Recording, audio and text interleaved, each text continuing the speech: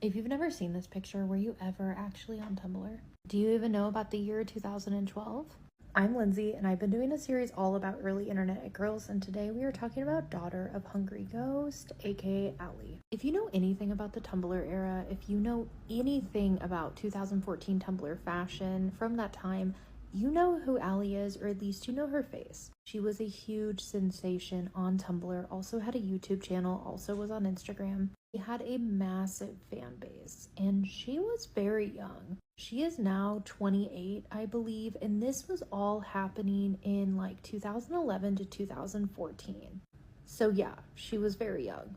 Her fame really skyrocketed during the Tumblr era. Many people were active on Tumblr, either pursuing their own like personal brand base, like sharing photos of themselves, or they were just active in different communities. If you're unfamiliar with like what Tumblr was like during that time, it was not just a social media platform like MySpace or like Facebook. It was more like fandom based. People had like their own niche fields that they would be really connected in, and people also started really idolizing people for the first time.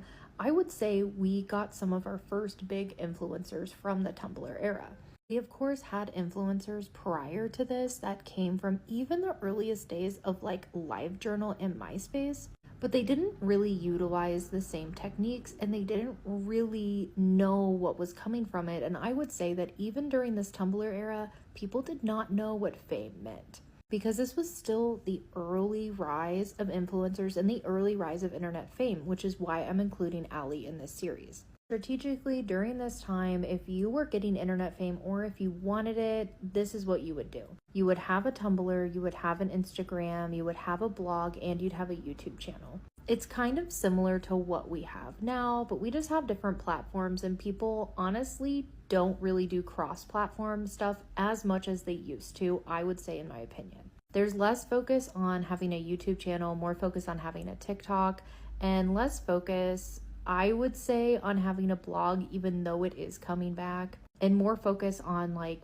just Instagram and TikTok. Not everyone had a Tumblr who was an influencer during this time. Tumblr was definitely more specific for younger people. And Tumblr was very different than like having a blog.